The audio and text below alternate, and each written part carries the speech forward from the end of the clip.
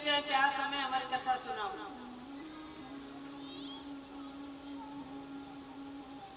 कहने लगी पार्वती मैया,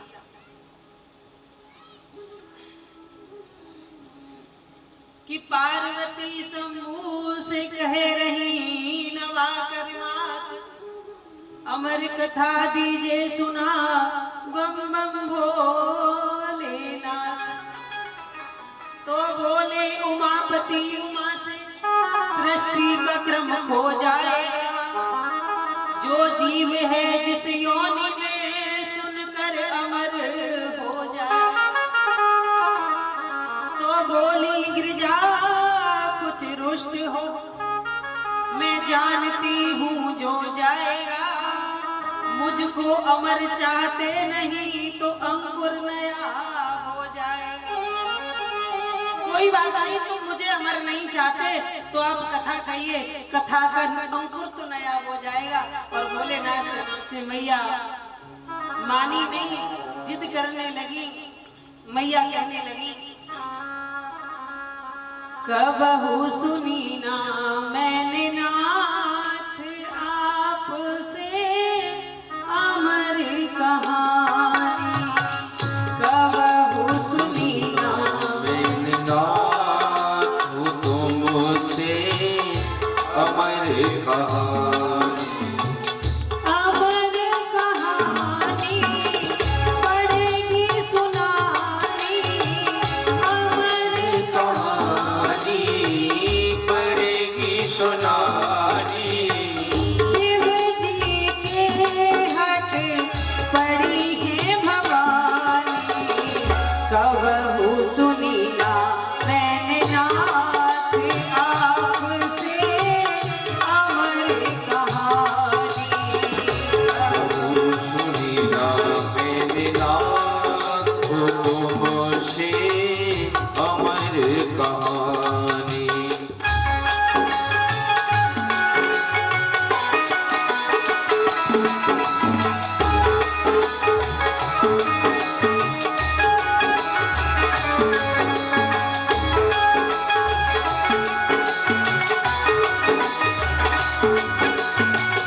ताली बजाते हो।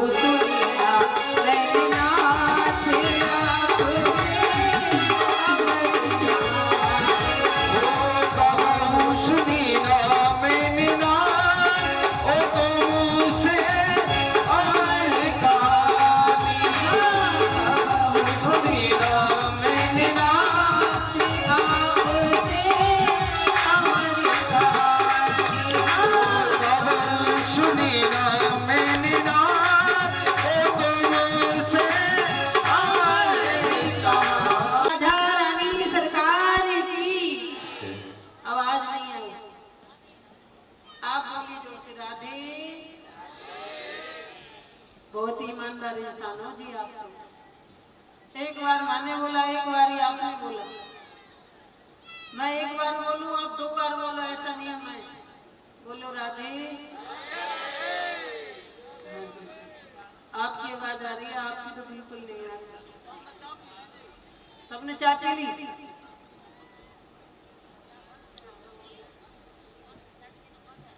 तड़के बंद। बोलिए भागवत महापुराण की। आइए पुनः कथा में चलते हैं।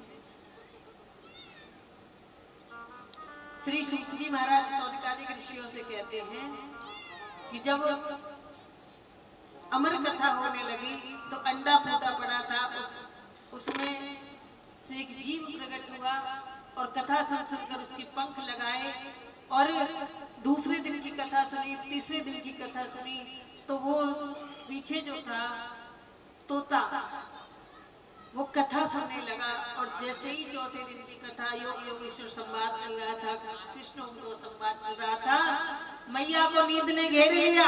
अब तोते ने सोचा कि अगर हुकरा बंद हो गई तो कथा विश्राम हो जाएगी। तो साक्षात जैसे मैया लगा रही थी हुकरा, वैसे स्वयं आवाज बना करके स्वयं और हुकरा लगाने लगी। कथा चलती रही। कथा जब पूरी हुई और जोर से जयकारा लगाया, बोली भागवत महापुराण की। तब मैया की नींद खुली। मैया बोली, स्वामी आप योग योगेश्वर संवाद चल सुना रहे थे, आप आगे सुनाइए ना, त्याग क्या होता है, योग क्या होता है। भगवान ने कहा, देवी कथा तो पूरी हो गई, क्षमा करना प्रभु, मैं तो सो गई थी। भोलेनाथ ने सोचा तुम सो गई थी तो कथा किसने सुनी, कौन हुकरा लगा रहा था। भोलेनाथ ने ध्यान लगाकर देखा तो तोता जो था वो मस्ती में बैठ करके और ठाकुर जी की चिंतन में बैठा था। भोलेनाथ ने त्रिशूल लिया और तोते के पीछे दौड़ने लगे। कैलाश पर्वत से जब नीचे आप आओगे थोड़ा तो वहां पर वेदव्यास जी रहते थे। साम्यप्राश नाम का आश्रम था, वहां पर वेदव्यास जी रहते थे। वेदव्यास जी की पत्नी ने उबाई ली और तोता घबराया हुआ मुंह के द्वारा गर्भ में चला गया। अब भोलेनाथ चारों तरफ देख करके लौट कर चले गए। तो पार्वती मैया ने पूछा, स्वामी आप एक बात बताओ, तोते ने कथा ही तो सुनी थी तो आप उसे मारने क्यों गए।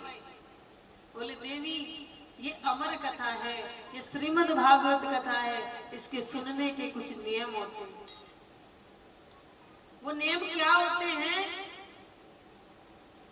वो नियम ये होते हैं कि जो व्यास मंच के पीछे बैठकर कथा सुनता है उसे ब्रह्म विद्या की चोरी लगती है, वो पुण्य नहीं पाप कमाता है। जो ये सोचता है हम तो अपने घर से ही कथा सुन लेंगे, हमें क्या जरूरत वहां जाने की, हमारे यहाँ तो आवाज आ रही है, उसे सर्प बनना पड़ता है कि तुम्हें कहीं जाने की जरूरत ही नहीं, अपने स्थान पर बैठे रहो। जो भागवत जी में जाकर नभता नहीं है, झुकता नहीं है, एकदम खड़ा रहता है, उसे वृक्ष बनना पड़ता है कि एक जगह खड़े रहो, कहीं झुकने की जरूरत नहीं। इनके कुछ नियम है। उसने ब्रह्म विद्या की चोरी की, मेरे आसन के पीछे बैठकर कथा सुनी, मुझे क्रोध आ गया। अब इधर वेदव्यास जी की पत्नी के गर्भ में धीरे धीरे धीरे धीरे 12 वर्ष बीत गए। वेद मंत्रों का उच्चारण होने लगा। गर्भ के समान दुख ना भूतकाल में ना भविष्य काल में, लेकिन यहाँ देखो सुखदेव जी महाराज ने माँ के गर्भ को ही वैकुंठ बना लिया, वहीं बैठकर और मंत्रों का उच्चारण करने लगे। मैया ने कहा, स्वामी मेरे गर्भ में से वेद मंत्रों की आवाज आती है, वेद मंत्रों का उच्चारण होता है। वेदव्यास जी ने कहा, देवी कोई ज्ञानी पुरुष आपके गर्भ में होगा। बोले, ज्ञानी तो पी के बाहर तो आए। तो वेदव्यास जी ने कहा, बेटा तुम्हारी माँ को कष्ट होता है, तुम बाहर आइए। बोले, नहीं, जब तक साक्षात विष्णु आकर नहीं कहेंगे कि विष्णु की माया का असर नहीं होगा तब तक मैं बाहर नहीं आ सकता। साक्षात भगवान विष्णु को आना पड़ा। आकर उन्होंने आशीर्वाद दिया, मेरी माया का तेरे ऊपर कोई असर नहीं होगा। और जैसे ही सुखदेव जी महाराज प्रकट हुए, नार को कंधे पर डालकर वन की ओर चल दिए। बोलिए सुखदेव जी महाराज की। सुखदेव जी महाराज जब जंगल की ओर चल दिए, वेदव्यास जी भगवान का अवतारी रूप है, लेकिन माया का चक्कर देखो, वो अपने पुत्र के मोह में फंस गए। यम प्रव्रजन्तम अनपेतम अपेत कृत्यम द्वैपायनो विरह कातराजुहाव पुत्रेति तन्मयता तरवो अविनिदुस्तम सर्वभूत हृदयम मुनिमानतोऽस्मि। पुत्र की लालसा में सर्वभूत होते हुए भी पुत्र के मुंह में फंस गए। तन्मयता, पुत्र की तन्मयता, पुत्र की तन्मयता में पुत्र पुत्र करते हुए जा रहे हैं, लेकिन वो तो वैरागी है, उनको तो आशीर्वाद लगा हुआ है, माया का असर नहीं होगा। पहाड़ों से, वृक्षों से उन्हें पुनः जवाब मिलता है। कहते हैं वेद व्यासी में इतनी सामर्थ्य नहीं रही कि सुखदेव जी महाराज को लौटा के ला सके, लेकिन जब सुखदेव जी महाराज वन को चले गए तो वेद व्यास जी ने 18 पुराण, चारों वेदों की रचना की, लेकिन उनके मन में शांति नहीं मिली। तब नारद जी महाराज उनके पास आए। नारद जी महाराज ने कहा आप श्रीमद जी की रचना करो, भागवत जी की रचना करो। नारद जी ने बताया आप संतों का संग करो तो आप भागवत जी की रचना कर सकते हो। और बताया कि मैं पूर्व जन्म में एक नितांत दासी पुत्र था। कुछ संतों की कृपा ऐसी हुई कि उन्होंने मुझे मंत्र दिया और मेरी माता का देहांत होने के बाद में मैंने उस मंत्र का जाप किया तो समस्त पृथ्वी जब प्रलय में डूब गई तो मैं भी डूब गया, और वही मंत्र का जाप का प्रताप के पुनः में नारद बनकर आया। संतों का संग किया, भागवत जी की रचना होने लगी, मन में भागवत जी प्रकट हो गए। गणेश जी और जैमिनी ऋषि दोनों भागवत लिख रहे हैं और वेद व्यासी बोल रहे हैं। भागवत की रचना हुई है, भागवत दी किसको जाए? भागवत के अधिकारी तो सुखदेव जी महाराज हैं, और सुखदेव जी महाराज चले गए वन में। अब वन में से कौन उनको लेकर आए? उनको लाने की सामर्थ्य तो किसी में नहीं है। उन्होंने नन्हे नन्हे कुमारों को बुलाया और कहा कि तुम्हें आधा मंत्र रट कर जाओ और जहां सुखदेव बैठे हो वहां इस मंत्र का जाप करो। नन्हे नन्हे कुमार जो वेद व्यासी की पठन करते थे वो गए और जहां सुखदेव जी बैठे थे वहां जाकर बोलने लगे। विरह पीडम नटवरपुरः कर्णयोर कर्णिकारम विभद्रवासः कनक कपीशयो वैजयंती जमालय। इतना कह के मौन हो गए। सुखदेव जी ने कहा आगे कहो ना, इस आधे मंत्र में ठाकुर जी की स्वरूप का श्रृंगार का वर्णन है। बोले अगर ऐसे आपको मंत्र चाहिए तो ऐसे 88,000 मंत्र आपके पिताजी के पास है। वेद व्यासी आए और आकर कहने लगे मुझे हरि कथा सुननी। जनक जी के पास पहुंचे, जनक जी के पास भेजे। जनक जी ने उनकी परीक्षा ली और कह दिया क्रोध काम लोभ मोह ममता आशा तृष्णा सबसे अलग है सुखदेव जी।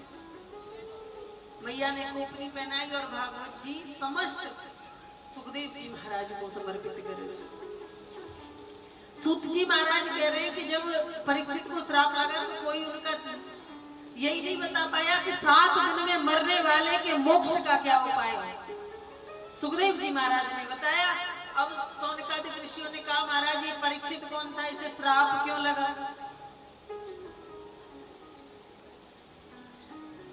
तब श्री सूत जी महाराज कहते हैं कि जिस कथा से मेरे हरि की कथा उदय होती हो वो कथा अवश्य सुनानी चाहिए।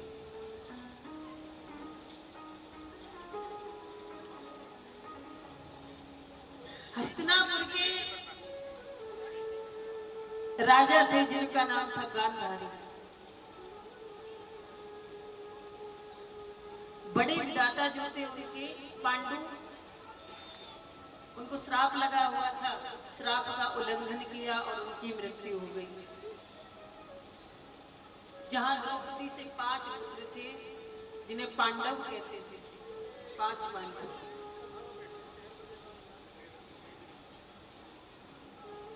अब जो गांधारी थे उनको तो दिखाई नहीं देता था, और जो उनकी पत्नी थी वो आंखों पर पट्टी बांध कर रहे थे, वो देखना नहीं चाहते थे। थोड़ी महाभारत की कथा है, बहुत लंबी है, पर मैं आपको सूक्ष्म में सुनाऊंगी क्योंकि भागवत जी में हर कथा सूक्ष्म में है। इस कथा से हमें ये शिक्षा मिलती है, सबसे पहली शिक्षा क्या मिलती है कि जिस घर में जुआ खेला जाता है वहां पर महाभारत अवश्य होता है। एक बार पांडवों के और कौरव के बीच में जुआ हुआ, जुए का खेल। कौरवों ने कह दिया हमारी तरफ से पासे हमारे मामा श्री शकुनी मामा फेंकेंगे। पासे जो थे वो शकुनी मामा ने बदल दिए, अपने पड़े हुए पासे रख लिए। हर बार पासे कौरवों की तरफ ही विजय दिलाते रहे, सब कुछ हार गए। धर्मराज युधिष्ठिर होके उन्होंने जुआ खेला तो वो सब कुछ हार गए, कुछ भी नहीं बचा। अंत में आकर कौरवों ने कहा, शकुनी ने कहा कि आप द्रौपदी को जुआ में रख दो, तो द्रौपदी को भी हार गए। अपने आप को हारने के बाद जब द्रौपदी को हार गए तो दुष्ट दुशासन ने कहा कि जाओ और जाकर के द्रौपदी को सभा में बुला कर लाओ। दासी गई, द्रौपदी नहीं आई।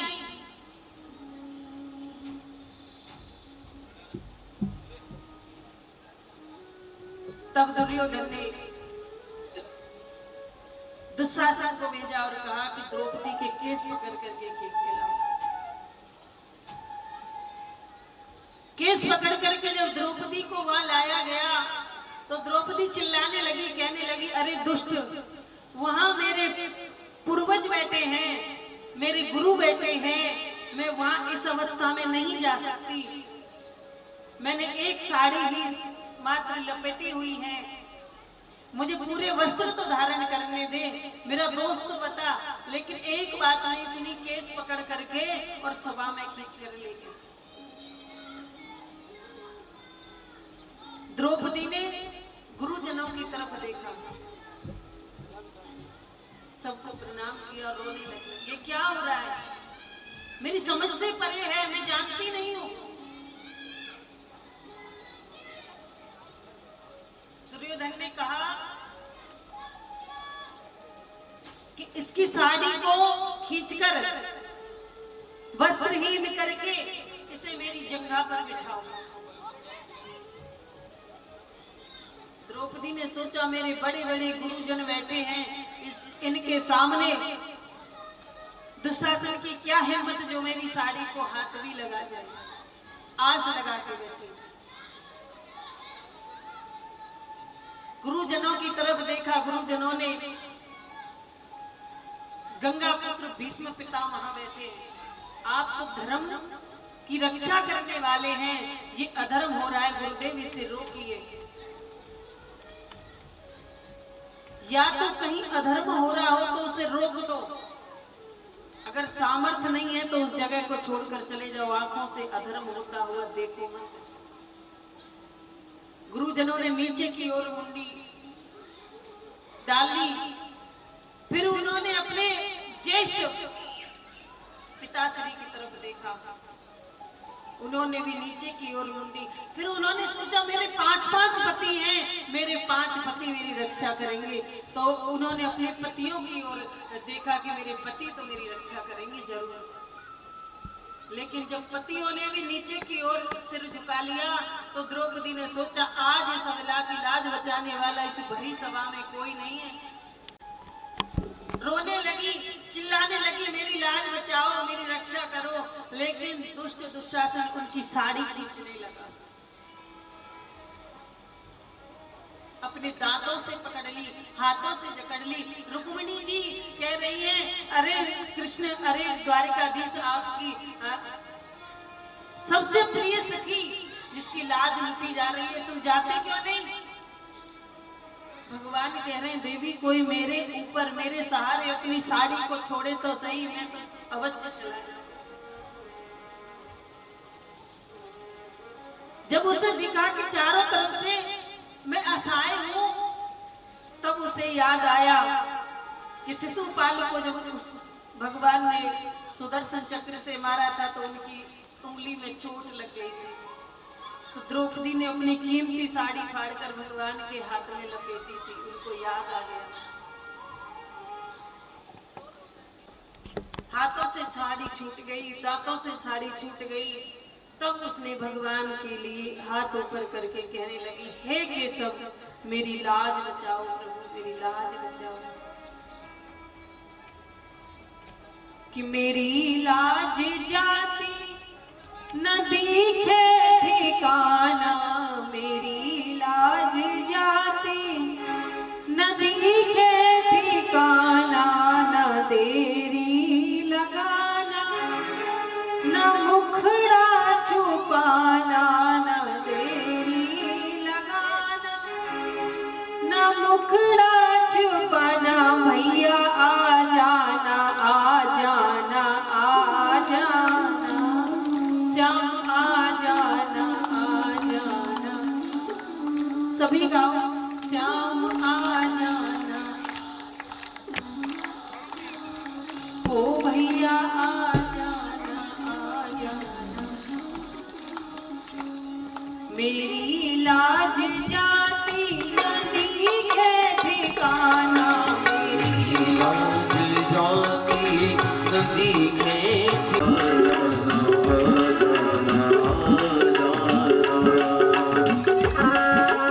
ताली बजाते हुए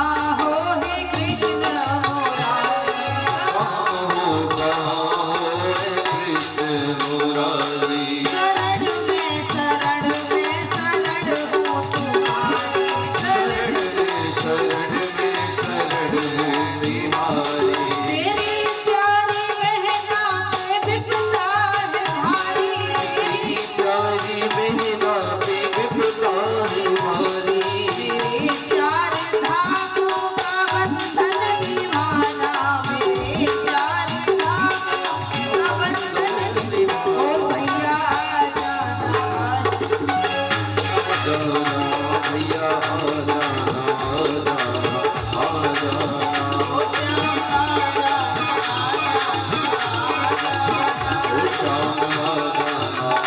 ओ श्याम आ जाना आ जाना आ जाना ओ भैया आ जाना आ जाना हो भैया आ जाना आ जाना आ जाना हो भैया आ जाना आ जाना आ जाना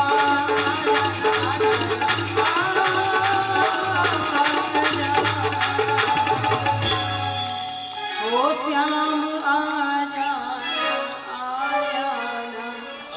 आ जाना ओ भैया आ जाना आ जाना। द्रौपदी ने पूरे मन से भगवान को पुकारा, भगवान प्रकट हो गए और साड़ी को बढ़ा दिया। भगवान ने कैसी साड़ी बढ़ाई कि दुष्ट दुशासन साड़ी खींचते खींचते बेहोश हो गया, पर साड़ी उतर ही नहीं पाई। साड़ी बीच नारी है कि नारी बीच साड़ी है, साड़ी की नारी है कि नारी की ही साड़ी है, पता ही नहीं चल रहा कहां से साड़ी आ रही है। जब कौरव हार गए तो द्रौपदी ने श्राप देना चाहा, लेकिन कौरवों की जो माता थी गांधारी, उन्होंने रोक दिया, नहीं बेटी श्राप मत देना, क्योंकि द्रौपदी सती थी, श्राप दे देती तो एक भी कौरव नहीं बचता। लेकिन उन्होंने वहां एक प्रतिज्ञा कर ली कि मैं अपने केसों को तब भांगूंगी जब दुष्ट दुर्योधन के रक्त से इनको रंग लूंगी, कौरवों के दुशासन के रक्त से इनको रंग लूंगी, तब जाके इनके केसों को मैं बांधूंगी, क्योंकि दुशासन साड़ी खींच रहा था ना। ये प्रतिज्ञा भगवान ने इस प्रतिज्ञा को पूरा करने के लिए और धर्म की रक्षा करने के लिए, जब जब होए धर्म की हानि, बाढ़े असुर महाअभिमानी, तब तब धरे प्रभु विविध शरीरा। प्रभु तो धर्म की रक्षा करते हैं, धर्म की रक्षा करने के लिए, अधर्मियों का नाश करने के लिए भगवान ने महाभारत रखवाया। पहले तो भगवान स्वयं ही शांति दूत बनकर गए, लेकिन किसी भी बात को जब उन्होंने नहीं माना तो महाभारत रखवाया। महाभारत का भीषम युद्ध होने लगा। अब देखो, जब महाभारत होने लगा तो अर्जुन कहने लगा कि ये तो मेरे परिजन है, मैं इन पर कैसे शस्त्र उठाऊं, मुझे नरक जाना पड़ेगा। तो भगवान ने कहा कि तू कर्म कर, फल की इच्छा मत कर। मनुष्य तो सिर्फ, व्यक्ति तो सिर्फ कर्म का आदि है, वो तो कर्म उसे करना है, कर्म तो कर्म है। आप ये सोचो, कर्म तो आपको करना ही है, काम करो या ना करो, ना करना भी कर्म है, खाओ या ना खाओ, ना खाना भी कर्म। ये भी सोचो नहीं खाया तो हम कर्म नहीं कर रहे, क्योंकि इंसान इस पृथ्वी पर आकर, ये कर्म भूमि है, वो कर्म ही करेगा। काम कर रहे हो तो कर्म करना, बैठे हो ये भी कर्म है, बैठे हो। तो भगवान ने कहा तू कर्म कर, फल की इच्छा मत कर, फल देना तो मेरे हाथ में है, मैं किसको क्या फल दूंगा वो मेरे हाथ में है। तू अपने धर्म की रक्षा कर, कर्म कर, भुला दे सभी रिश्तों को। और एक बात उन्होंने दिखाई, दिव्य दृष्टि देकर के दिखाई कि सभी मरे हुए हैं, ये तो सब मरे हुए हैं, तुझे तो सिर्फ श्रेय बनाया जा रहा है। धर्म युद्ध हुआ, पांडवों की जीत हुई, कौरवों की हार हुई। अश्वत्थामा ने दुर्योधन के कहने से द्रौपदी के 5 पुत्रों को मार दिया। भगवान कृष्ण ने अर्जुन से आदेश किया अश्वत्थामा को पकड़ के लाओ। अब अश्वत्थामा तो अमर है, उसे कोई मार नहीं सकता। तो उसकी सिर की मड़ी निकाली और उसे छोड़ दिया, अधम ब्राह्मण बना। अधम ब्राह्मण बनाकर जब छोड़ दिया तो अश्वत्थामा ने सोचा, अभिमन्यु की पत्नी जिसका नाम है उत्तरा, पांचों तो पांडवों के पुत्र मर गए, एक पौत्र बचाए अभिमन्यु की पत्नी उत्तरा के गर्भ में। मैं उत्तरा के गर्भ में उस बालक को मार दूंगा तो इन पांडवों का तो वंश नष्ट हो जाएगा। अभिमन्यु की पत्नी उत्तरा के गर्भ में जो बालक था उसके लिए उसने ब्रह्मास्त्र को छोड़ दिया। इस बालक की भगवान ने गर्भ में जाकर रक्षा की, अपने सुदर्शन चक्र से उसके ब्रह्मा अस्त्र को काटा। और उसके बाद में भगवान के सामने जब वो बालक जन्म हुआ उसका, तो वेद व्यास जी ने अन्य सभी संतों ने उस बालक का नाम परीक्षित रख दिया। जब चारों तरफ से हस्तिनापुर सुरक्षित हो गया तो भगवान ने कहा कि हम अब अपनी द्वारिका जाना चाहते हैं, बहुत दिन हो गए यहाँ रहते रहते। सबसे कह रहे हैं कुछ ना कुछ मांग लो, सबको कुछ ना कुछ भगवान दे रहे हैं। द्रौपदी ने कहा मेरा तो ये सखी सखा, द्रौपदी ने कहा मेरा जो सखी सखा का भाव है उसे ही बनाए रखना, कभी मेरा प्रेम कम मत करना। जब कुंती के पास पहुंचे, कुंती से कहा कि बुआ जी आप ही कुछ मांग लो। कुंती ने इतनी लंबी झोली फैला ली, केशव अगर मुझे कुछ देना ही है तो मुझे दुख दे दो। भगवान ने कहा बुआ तुम दुख मांगती हो? एक क्षण एक दिन ऐसा बताओ जिस समय तुमने सुख पाया। जन्म हुआ दूसरी जगह, कुंती भोज राजा आपको ले गया, उसका नाम कुंती रख दिया। विवाह भी हुआ तो ऐसे पति के साथ जो पीलिया का रोगी था और श्राप भी लगा था कि अगर काम इच्छा से तुम पत्नी के पास जाओगे तो मृत्यु हो जाएगी। आप एक दिन बताओ जिससे तुमने सुख पाया है।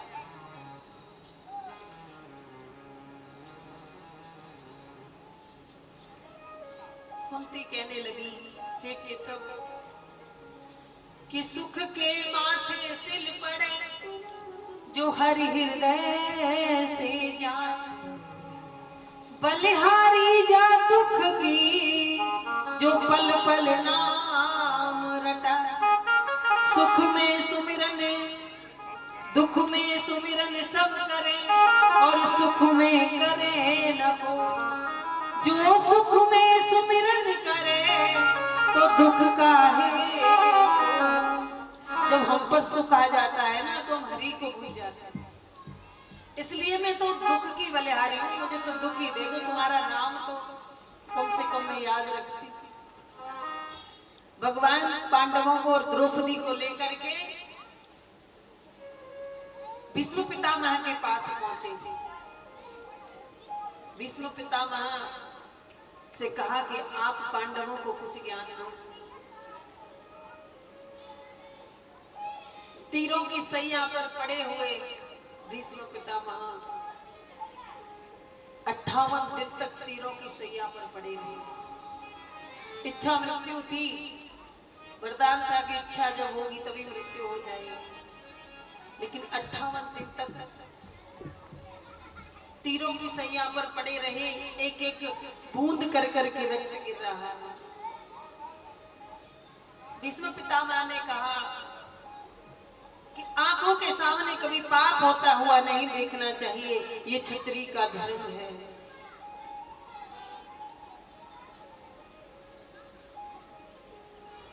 द्रौपदी बीच में खड़ी थी, द्रौपदी हंस गई। पितामह ने पूछा बेटी क्यों, आपको हंसी क्यों आई? कुछ नहीं पितामह, बस ऐसे ही।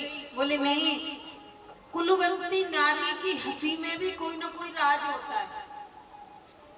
आप सबसे भामा हो, सतरूपा हो, बताइए क्यों आपको हंसी आई? क्षमा करना पितामह, छोटा मुंह और बड़ी बात। आज आप ज्ञान दे रहे हो कि आंखों के सामने पाप नहीं देखना चाहिए। किसी को कोई कष्ट दे रहा हो तो नहीं देखना चाहिए। जिस दिन मेरा चीर हरण हो रहा था उस सभा में मुझे बहुत अच्छी तरीके से याद है, आप भी रहते थे। आपने वो दृश्य कैसे देख लिया? आप चाहते तो क्या मजाल थी दुष्ट दुर्योधन और दुशासन की, जो मेरी साड़ी से हाथ भी लगा जाते, लेकिन आप बोले नहीं। बोले बेटी मैं उस समय विवश था, और सुनो मुझे इच्छा मृत्यु है, लेकिन आज 58 दिन हो गए, आज तक मैं मरा नहीं हूं। क्यों? क्योंकि इस शरीर में से कौरवों के खाए हुए अन्न का बना हुआ रक्त एक एक बूंद करके मैं निकाल देना चाहता हूं कि मेरा तन मेरा मन पवित्र हो जाए, तब मैं इस तन को छोड़कर जाऊं।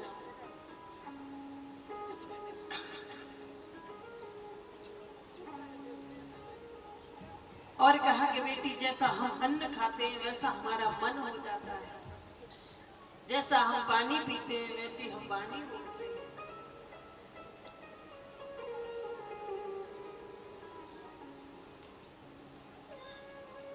58 दिन के बाद अपने शरीर को छोड़ करके गंगा पुत्र भीष्म पितामह स्वधाम को चले गए और भगवान कृष्ण हस्तिनापुर को छोड़ करके और अपने द्वारका को चले गए।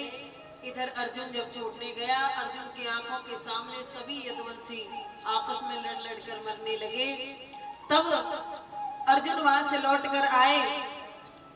धर्मराज युधिष्ठिर जी ने पूछा, बेटा तुम्हारे चेहरे का तेज क्यों उतरा हुआ है? चेहरे का तेज जाने के 3 कारण होते हैं। धोखे से गाय हत्या हो जाए तो चेहरे का तेज चला जाता है। पराई स्त्री और पराई पुरुष का संगम करने से चेहरे का तेज, यश, बल, बुद्धि सब नष्ट हो जाती है। या फिर जिसके बगैर हमने एक पल जीना ना सीखा हो, कृष्ण से हमारी दूरी हो जाए, भगवान से दूरी हो जाए, हरि से दूरी हो जाए तो चेहरे की चमक सोते ही चली जाती है। बोले प्रभु यही तो हुआ भ्राताश्री, भगवान कृष्ण छोड़कर हमें चले गए। जब इतनी बात सुनी, परीक्षित को गद्दी पर बिठाया, गद्दी पर अभिषेक कराया। परीक्षित ने कहा मैं तो अभी बहुत छोटा बालक हूं, मैं कैसे राज्य संभालूंगा कि 3 बातों का याद रखना। तुम्हारे राज्य में कभी घाटा नहीं आ सकता, और अगर 3 बातें ही राज्य में नहीं हो तो वो राज्य नष्ट होने से कभी नहीं बच सकता। पहली बात, अतिथि का सत्कार करना। कभी भी तुम्हारे द्वार पर अतिथि आ जाए तो रुष्ट होकर नहीं जाना चाहिए, ये पहली बात है। दूसरी बात है स्त्री का सम्मान करना, बड़े बुजुर्गों की बात मानना। और तीसरी बात है कि शरण में आए हुए शत्रु को भी क्षमा कर देना। तुम्हारा राज्य बड़े सुख से चलेगा। भगवान ये कहते हैं जिसके अंदर अकड़ होती है ना, उसे भगवान कभी अपनाते नहीं है। चाहे वो कितना भी तप कर ले, चाहे वो कितना भी योग करो, लेकिन जब तक तुम्हारे अंदर मैं है तब तक आप भगवान के नहीं हो सकते। मैं न होती तो रावण न मरता। जिसके अंदर मैं है वो रावण है। काम, क्रोध, लोभ, मोह, ममता, आशा, तृष्णा जिस व्यक्ति के पास है उसे भगवान नहीं मिल सकते। अगर इनमें से एक भी विकार किसी के अंदर है, कितना भी तपस्या करने के बाद भगवान नहीं मिल सकते। और भगवान का मिलना और भगवान को पाना दोनों अलग अलग बात है। क्या शिशुपाल को भगवान के कितनी बार दर्शन नहीं हुए, लेकिन उसने पाया नहीं, क्योंकि उसके अंदर मैं थी, अकड़ थी। इसलिए शरण में आए हुए हर व्यक्ति को क्षमा कर देना, चाहे वो शत्रु ही क्यों ना हो। ऐसी बात कह के जब वो जाने लगे, द्रौपदी सहित पांडव सब गए बैकुंठ को सशरीर। युधिष्ठिर जी महाराज गए, लेकिन उन्होंने जीवन में एक बार झूठ बोला था, तो उनको एक क्षण के लिए नरक का दर्शन करना पड़ा।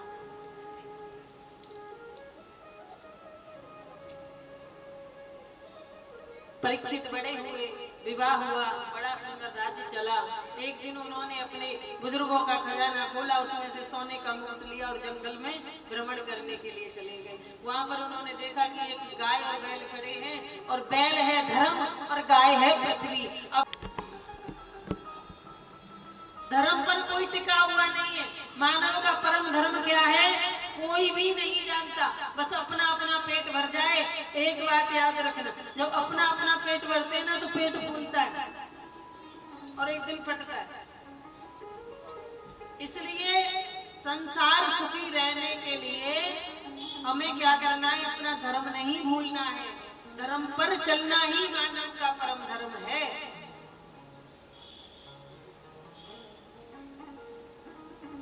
पवित्रता किसी में नहीं रही है।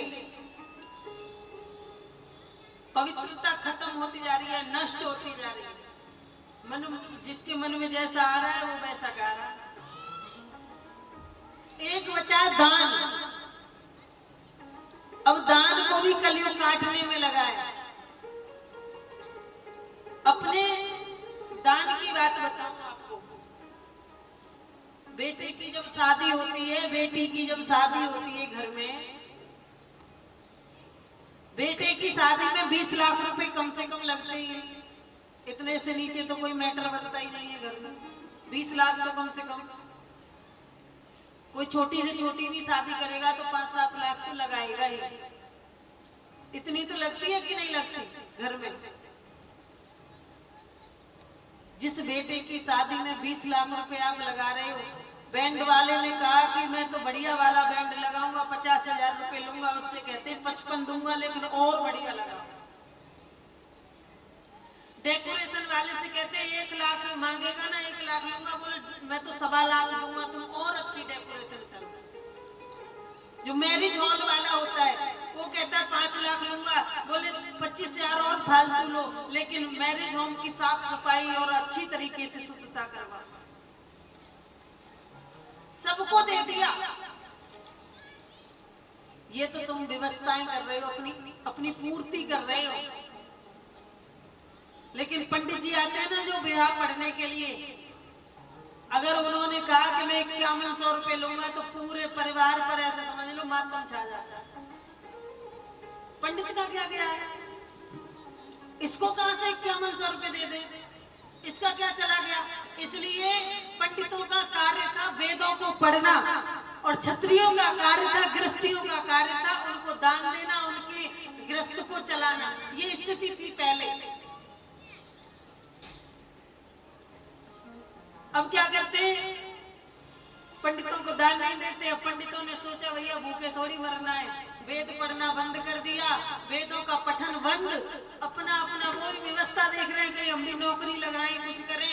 अब क्या होता है, वेद पढ़े हुए पंडित कहीं मिलते नहीं। अब जाते हैं, पंडित जी हमारे लड़के की शादी है, जरा कुंडली मिला के देखना। अब पंडित जी वेद पढ़े हुए हो तो कुंडली मिलाएं, गुड़ मिलाएं। अब पंडित जी चीनी पड़े हुए नहीं है तो तुम्हारे गुड़ कहां से मिला दे। फिर वो गुड़ नहीं मिलते तो खटपट होती है घर में, और लड़ाई झगड़ा और डिवोर्स तक बात 2-3 साल के अंदर अंदर पहुंच जाती है, क्योंकि गुड़ मिले हुए नहीं होते। तो ये धर्म का पतन है।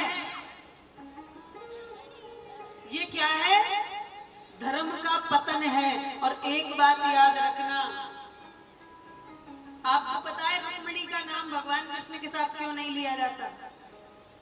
सीता, राम से आगे क्या कहते हैं, सीता राम, मतलब माता सीता आगे क्यों?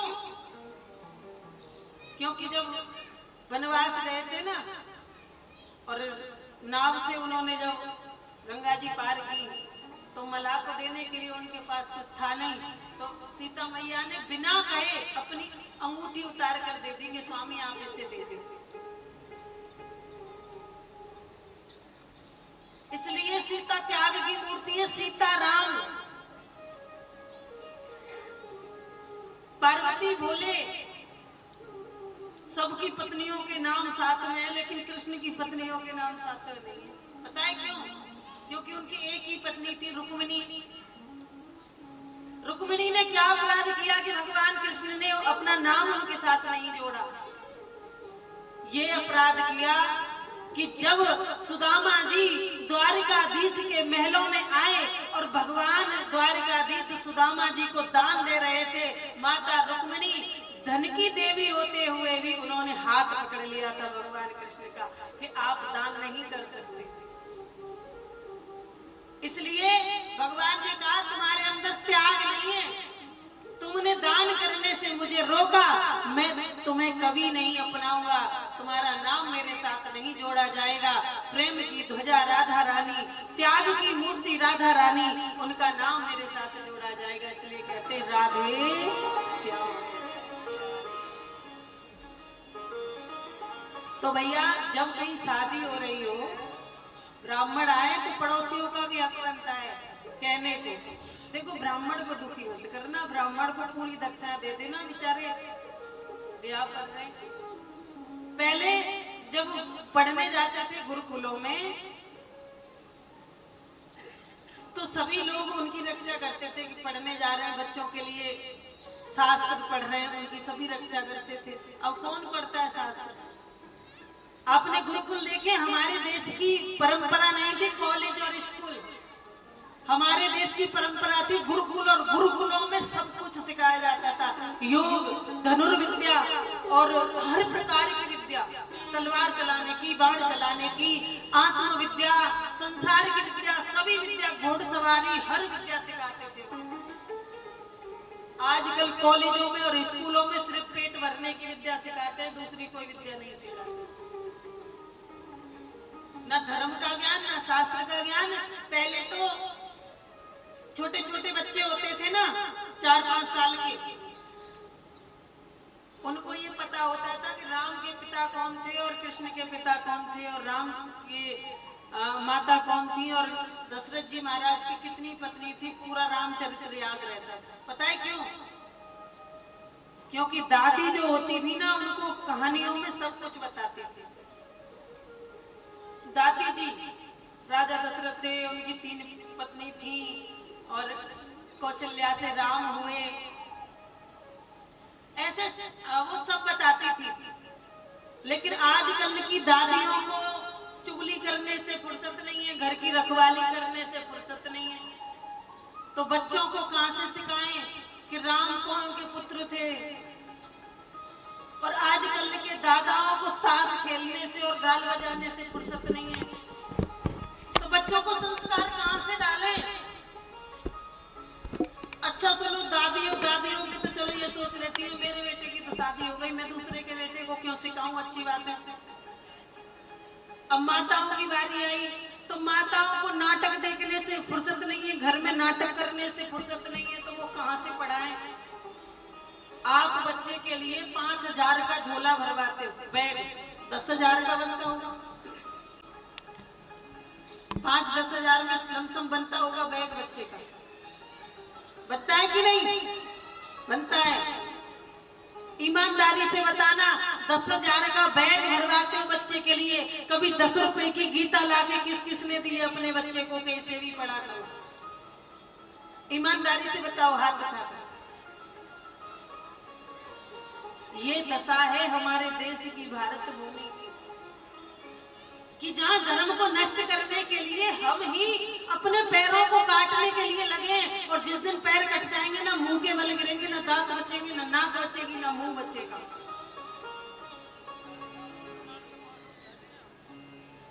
पाठ कितना भी हो, लेकिन बैग भरवाते हो ना रोज, वो बच्चा बच्चा 10 मिनट 20 मिनट गीता का भी पाठ कर सकता है, लेकिन ये प्रभाव सिर्फ माता पिता और दादी दादा डाल सकते हैं घर में। और तुम देखना, जो बच्चा 10-20 मिनट गीता का पाठ करेगा, रामायण का पाठ करेगा, वो बच्चा राम जैसा चरित्र करेगा, कृष्ण जैसा चरित्र करेगा। वो बच्चा रावण जैसा चरित्र नहीं करेगा। हमारे यहाँ पर पहले ओल्ड होम नहीं होते थे, ओल्ड हाउस हमारे यहाँ की परंपरा नहीं है, वृद्धा आश्रम हमारे यहाँ की परंपरा नहीं है।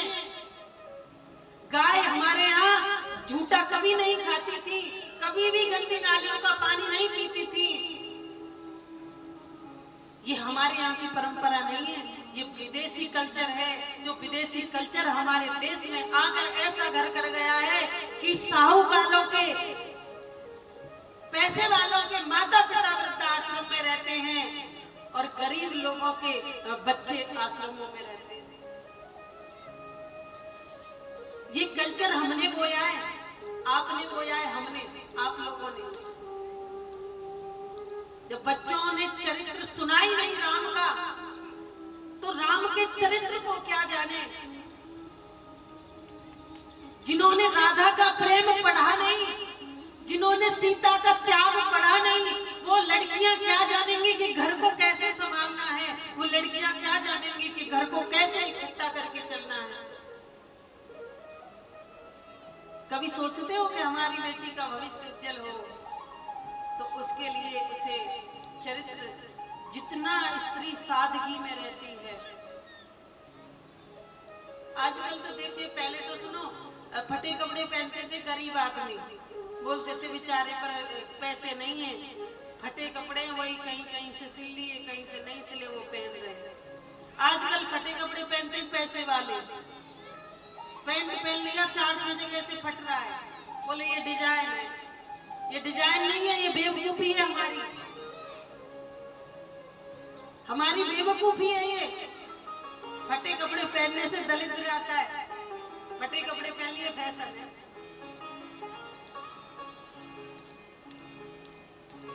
तो बच्चों को आप गीता का पाठ कराओ, रामायण का पाठ कराओ।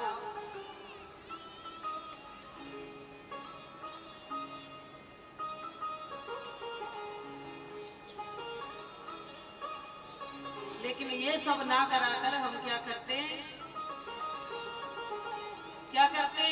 संडे पड़ता है तो बच्चों को पिकनिक मनाने ले जाते हैं, चलो पिकनिक मनाने,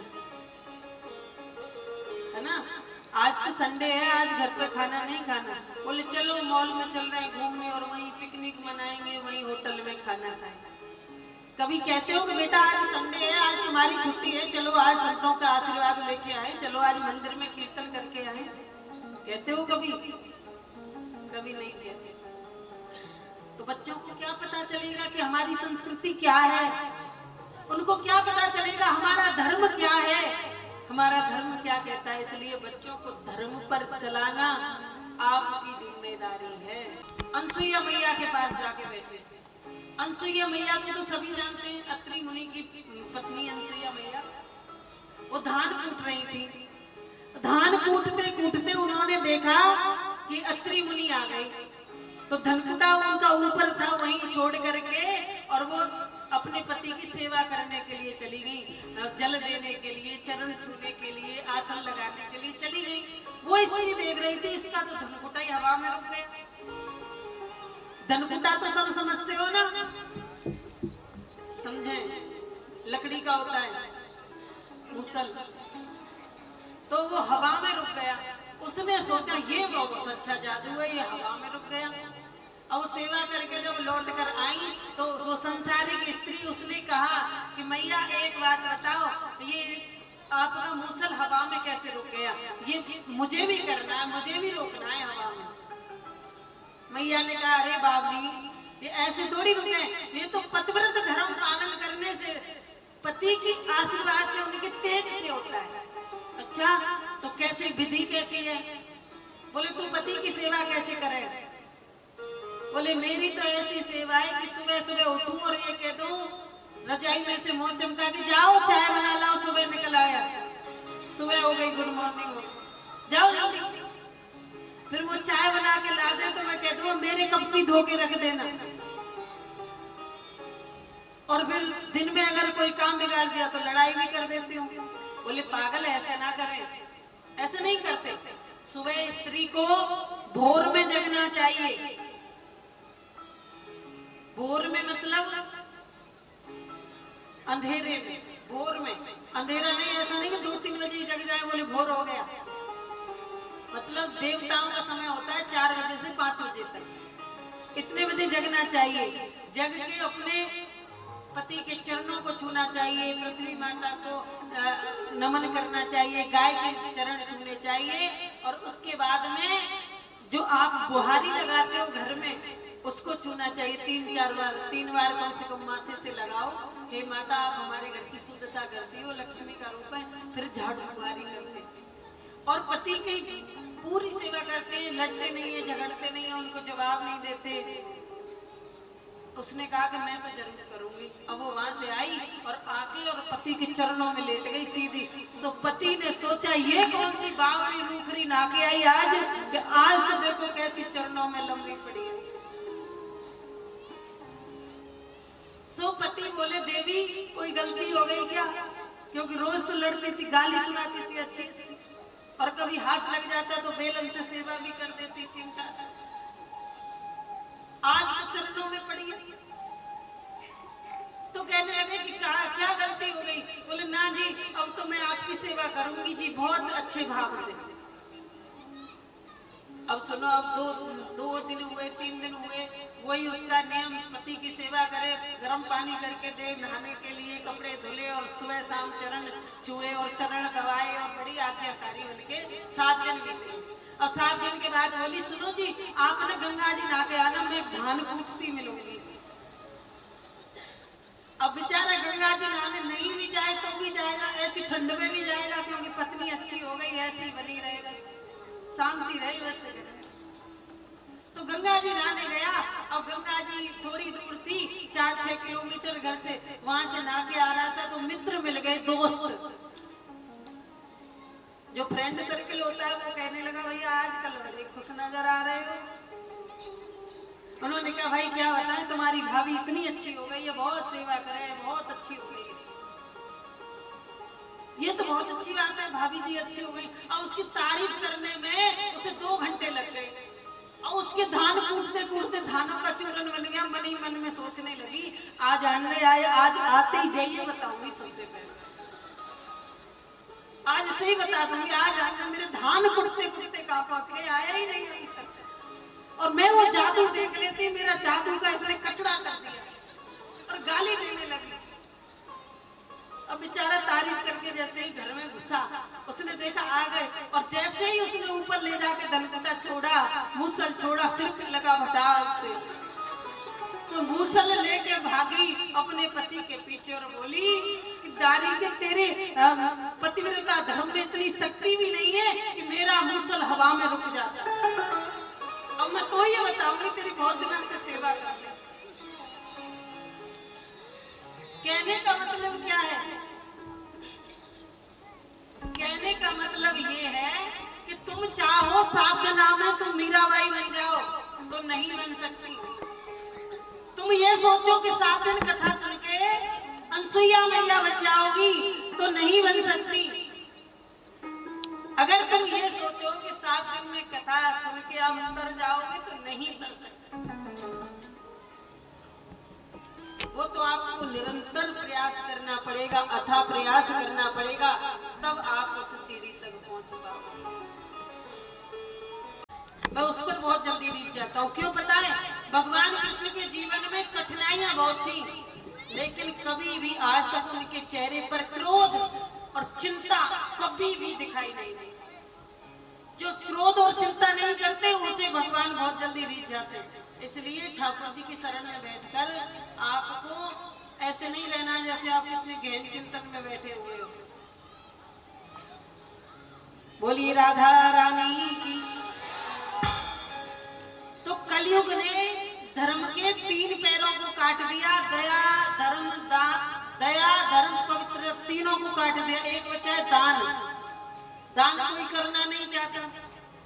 दान करें कहाँ से? आमदनी अठन्नी और खर्चा 2 रुपया, कहाँ से करें? तो ये कलयुग का प्रभाव है कि दान को भी कलयुग काटता जा रहा है। अब कलयुग आया और चौथे पैर को काटने लगा। परीक्षित मारने के लिए दौड़े, शरण में आ गया। अपने पूर्वज कह के गए थे शरण में आए हुए शत्रु को क्षमा कर देना, तो क्षमा कर दिया और कहा कि ठीक है मैंने तुम्हें क्षमा कर दिया। बोले मुझे ऐसी जगह दे दो जहां मैं रह सकूं। तो 3 जगह दी। जहाँ जुआ खेला जाता हो वहाँ कलयुग का वास होगा, जहाँ दारू मदरा का पान होता हो वहाँ कलयुग का वास होगा, जहाँ पराई स्त्री पराय पुरुष का संगम होता हो वहाँ कलयुग का वास होगा। बोले ये तो सब बेकार बेकार जगह दे दी, कोई अच्छी जगह दे देते। तो कह दिया कि जाओ तुम्हारा सोने में भी वास होगा। या भगवान कहते हैं धातु नाम आसमी कंचनम, धातुओं में मैं सोना हूँ। तो जहाँ राम वहाँ काम नहीं, और जहाँ काम नहीं राम। रवि रजनी का कैसे मिलन हो सकता है? दिन और रात में भी मिल सकते हैं? नहीं मिल सकते। तो बड़ा सुंदर जवाब दिया कि जहां जो अपनी कमाई से, अपनी मेहनत से कमाए हुए धन से लिया खरीदा हुआ सोना होगा उसमें भगवान का वास होगा। और जो पाया हुआ छीना झपटा किया हुआ या फिर चोरी चकारी का या फिर दबाया हुआ सोना होगा उसमें कलयुग का वास होगा। वो स्वयं तो जाएगा ही, तुम्हारी मति पर ऐसा उल्लू फेर कर जाएगा कि तुम्हारे पास जितना भी होगा सब खजाना खाली करवा जाएगा। चाहे वो बीमारी में जाए, चाहे वो कहीं भी जाए, लेकिन पाप की कमाई कभी नहीं रुकती। एक औरत ने दूध बेचती थी, दूध में पानी मिलाती थी। पानी मिला मिला के उसने क्या किया, दूध का पैसा पति को दे देती, पानी के पैसा को अपने पास जोड़ के रख लेती कि मैंने आधी किलो पानी मिलाया, आधी किलो मिलाया, 1 किलो मिलाया, उसका पैसा रख लेती थी जोड़ के। जोड़ जोड़ के उसने क्या किया, नथ बनवा ली और नाक में नथ पहन ली, इतनी बड़ी नथनी। अपने पति से बोली कि चलो अब गंगा जी नहाने चलते हैं। पति ने कहा चलो। अब जैसे ही गंगा जी में डुबकी लगाई, कछुआ आया और नाक में से नथ समेत फाड़ ले गया नाक को। अब बोली मेरी तो नथ ही कछुआ ले गया, मेरी नाक में और लग गई। तो पति बोला कि बेईमानी का पैसा पानी में और तेरी नाक फटी बेईमानी में।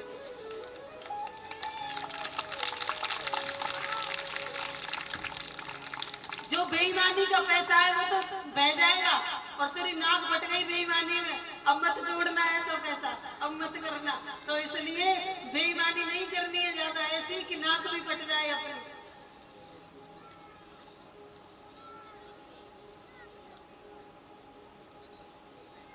तो यहाँ पर उन्होंने परीक्षित को ऐसा कलयुग ने सूक्ष्म रूप लिया और जो मुकुट था ना परीक्षित के सिर पर, वो युद्ध में जीता हुआ था, उस पर बैठ गया। राजा के सिर पर, परीक्षित के सिर पर कलयुग, तो पूरे राज्य में कलयुग। आगे चले, समीक ऋषि के आश्रम पर गए, जल मांगा। समीक ऋषि तो ध्यान मग्न थे, एक मरा हुआ सर्प लिया और उनके गले में डालकर वहां से निकल गए। उनके पुत्र श्रृंगी ऋषि ने देखा हमारे पिता की यह हालत, तो श्राप दे दिया कि आज से 7वें दिन तुझे तक्षक सर्प डसेगा, तेरी मृत्यु हो जाएगी।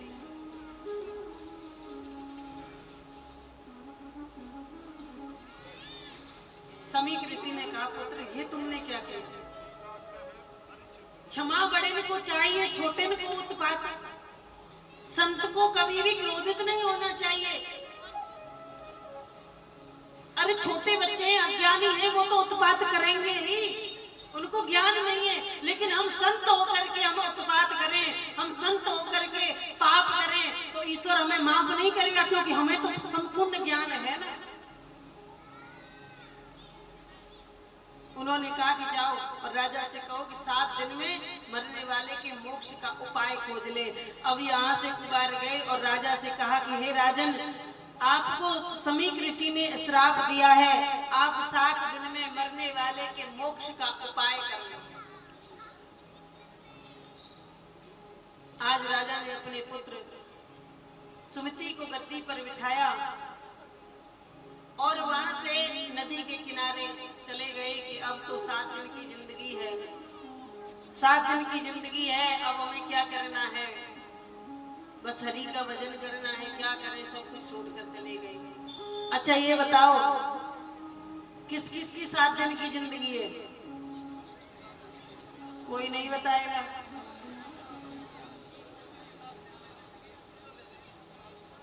अच्छा सुनो, 7 दिन की जिंदगी है।